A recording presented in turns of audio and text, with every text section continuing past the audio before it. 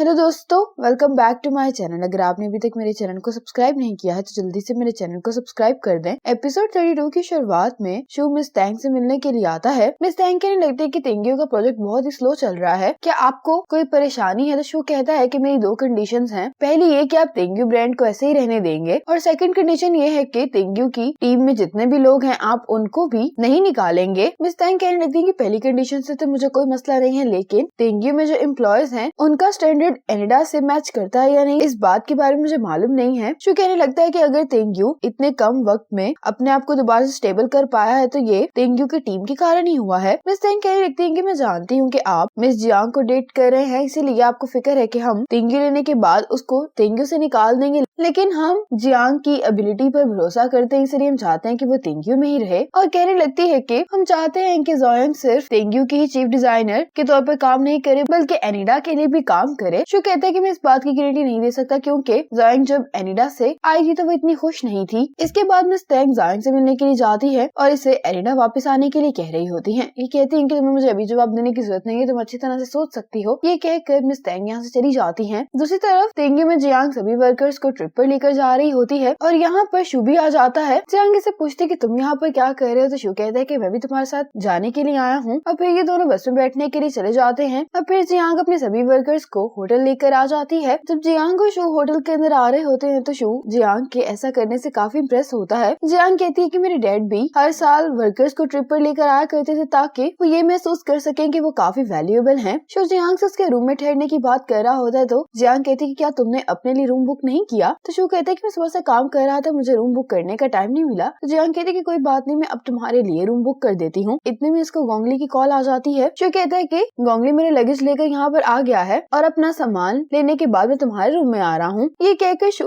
Phone सुनने के लिए चला जाता है। अब जियांग होटल के मैनेजर के साथ कुछ पेपर साइन कर रही होती है कि सामने एक लड़की शू से बात कर रही होती है और कहने लगती है कि लास्ट मीटिंग में तो मुझे मौका ही नहीं मिला कि मैं आपको अपने वीचैट में ऐड कर लूं। और कहती है कि मैंने सुना है कि हेडक्वार्टर्स में अगले महीने मीटिंग होने वाली है, तो क्यों ना हम दोनों एक दूसरे को वीचैट पर ऐड कर लें। शू ऐसा करने के लिए मान जाता है। जब ये इसको अपनी वीचैट में ऐड कर रहा होता है तो जियांग भी इसको देख रही होती है और जियांग इस लड़की को देखकर जेलस हो जाती है और मैनेजर से कहती है कि क्या आप मेरे लिए एक और रूम बुक कर सकते हैं? मैनेजर कहता है कि कोई मसला नहीं है। इसके बाद शो जब जियांग के रूम में आता है तो जियांग इसको अंदर नहीं आने देती और इसको इसके रूम की दे रही होती है। शो कहता है कि तुम मुझे क्यों दे रही हो? जियांग कहती है कि तुम अभी किसी के साथ बहुत हंस की बातें कर रहे थे और तुमने तो उसको अपने वीचैट में भी ऐड कर लिया है, मैं तो तुम लोगों को कुछ प्राइवेसी दे रही हूँ। शो कहता है कि क्या तुम जेलस हो गई हो? तो जियांग कहती है कि मैं तो जेलस नहीं हूँ। ये कहकर जियांग सोफे पर जाकर बैठ जाती है। शो उसको बताने लगता है कि वो हमारे पार्टनर्स में से है और अगले महीने मीटिंग हो रही है तो वो उसमें आने वाली है और उसने मुझे वीचैट पर प्रेजेंटेशन दिखाने के लिए ऐड किया है। तुम इतनी सी बात पे कैसे जेलस हो सकती हो? तो जियांग कहती है कि मुझे भी नहीं पता, मैं पहले ऐसी तो नहीं थी, क्या मैं अब नॉर्मल हो गई हूँ जो मुझे इतनी छोटी सी बात पर गुस्सा आ रहा है? शो कहने लगता है कि तुम्हारे अब नॉर्मल बिहेवियर से मुझे खुशी हो रही है। जियांग इसको मारते हुए कहने लगती है कि मैं तुमसे नफरत करती हूँ। शो से पूछने लगता है कि तुम मुझसे कब से नफरत करती हो? जियांग कहती है कि जब से तुमने मेरे 100 यॉन वापस करने हैं। शो हंसता उसको कहने लगता है कि फिर तो तुम मुझे काफी देर से पसंद करती हो। जियांग कहती है कि तुम्हें कौन पसंद करता है? शो कहता है कि तुम अभी भी रूड हो, तो बिल्कुल भी नहीं बदली। इसी बात पर ये दोनों एक दूसरे के साथ लड़ना शुरू हो जाते हैं और अब जियोन जियांग को डिनर के लिए बुलाने के लिए आता है तो शू कह देता है कि हम आ रहे हैं। जब जियोन शू की बात सुनता है तो कहता है कि जब तुम दोनों फ्री हो जाओगे तो नीचे आ जाना। अब रात में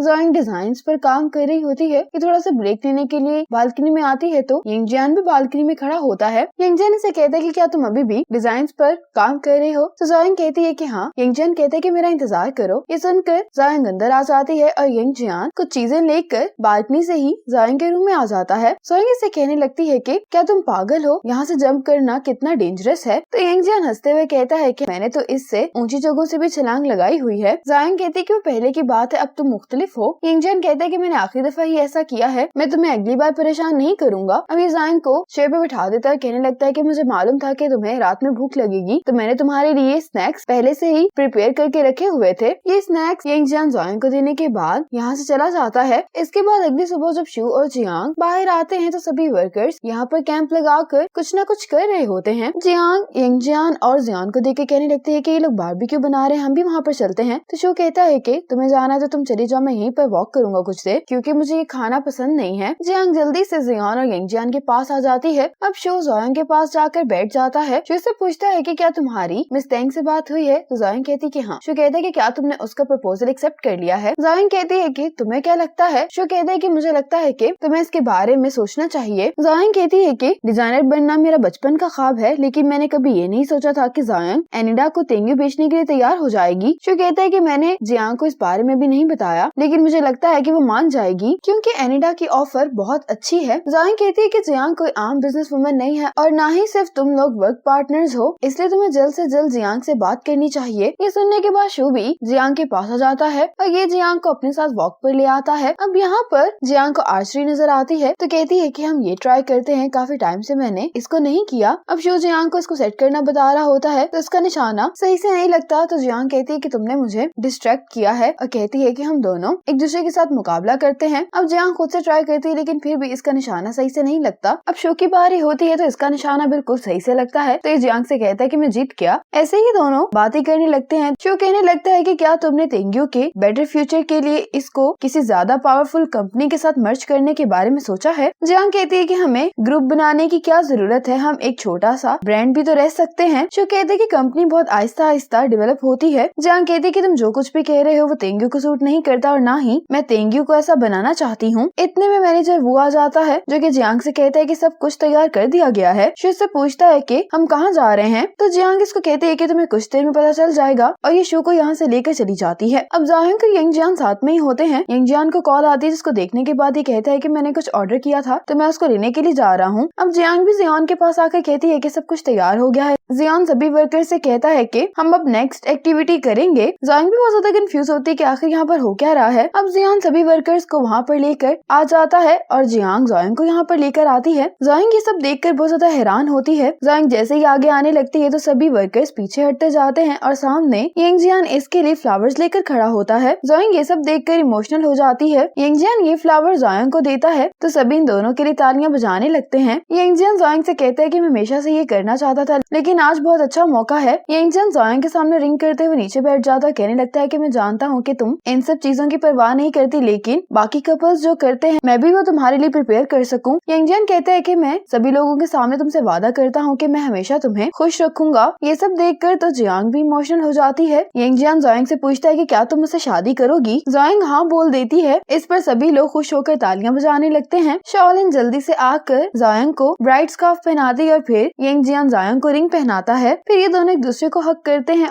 और फिर यंग जियान जायंग को आगे लेकर जाने लगता है। सभी लोग इन पर फूल फेंक रहे होते हैं। जायंग भी इन दोनों को देखकर काफी खुश होती है तो शू कहता है कि जिसको प्रपोज किया गया है तुम तो उससे भी ज्यादा इमोशनल हो गई हो। जायंग कहती है कि मैं पहली दफा अपनी दोस्त का इतना इम्पोर्टेंट मोमेंट एक्सपीरियंस कर रही हूँ। शू कहता है कि मुझे भी खुशी है कि मैं तुम्हारे साथ ये सब एक्सपीरियंस कर रहा हूँ और हम ऐसे और इवेंट्स भी फ्यूचर में एक साथ ही एंजॉय करेंगे। जायंग इसको पास आने के लिए कहती है और ये इसके कान में कहती है कि मैं तुमसे प्यार करती हूँ। शू तो ये सुनकर बहुत ज्यादा खुश हो जाता है और कहने लगता है कि मैं भी तुमसे बहुत प्यार करता हूँ। रात में जायंग अपने रूम में ड्राइंग कर रही होती है। जायंग काफी खुश दिखाई दे रही होती है और ये अपने रिंग को भी देख रही होती है और दूसरी तरफ यंग जियान भी इस रिंग के बॉक्स को देखते हुए मुस्कुरा रहा होता है। जायंग ने आज यंग जियान की ड्राइंग बनाई होती है। अब यहाँ पर फायरवर्क्स होने लगती है जिसको देखने के लिए जायंग भी बालकनी में आ जाती है। यंग जियान पहले से यहाँ पे मौजूद होता है और ये दोनों मिलकर इस फायरवर्क्स को काफी एंजॉय करते हैं। तेंग्यू वापस आने के बाद जियांग अपने ब्लैक बोर्ड पर लिखती है कि तेंग्यू को 100 साल हो गए हैं और मैं तेंग्यू के लिए मजीद और 100 साल क्रिएट करूंगी। आज तेंग्यू को 100 इयर्स हो गए होते हैं तो इसीलिए तेंग्यू के 100 इयर्स को सेलिब्रेट किया जा रहा होता है और जियांग यहाँ पर रेड रिबन भी काटती है। दूसरी तरफ मिस्टर मे कह रहे होते हैं कि लीडो डिपार्टमेंट में आज तेंग्यू के 5 स्टोर्स खोले जाएंगे। तो कहने लगता है कि आज तेंग्यू की 100th एनिवर्सरी है इसीलिए आज रात एक प्रेस कॉन्फ्रेंस भी होगी। शो खामोश बैठा इन दोनों की बातों को सुन रहा होता है। ताऊ मिस्टर मे से कहने लगता है कि क्या तुम्हें लगता है कि हम तेंग्यू को इतना सस्ते में बेच पाएंगे? मिस्टर मे कहता है कि हम प्राइस के बारे में बात कर सकते हैं जब तक तेंग्यू बिकने के लिए तैयार हो जाए। तो शू से कहता है कि तुम जियांग के साथ ये सब कब खत्म करने वाले हो? तो शू कहता है कि आज मैं जियांग के साथ लंच करने वाला हूँ। शू यहाँ पर काफी परेशान लग रहा होता है। दूसरी तरफ जियांग बहुत सारे रिपोर्टर्स को अपना इंटरव्यू दे रही होती है। जियांग मिस सोंगजिया से कहती है कि मुझे अब यहाँ से जाना है तो कहती है कि तुम परेशान नहीं हो, तुम आराम से जा सकती हो। ये सुनने के बाद जियांग यहाँ से चली जाती है और शू अभी भी कुछ सोच रहा होता है। इसी मोमेंट पर एपिसोड 32 खत्म हो जाती है।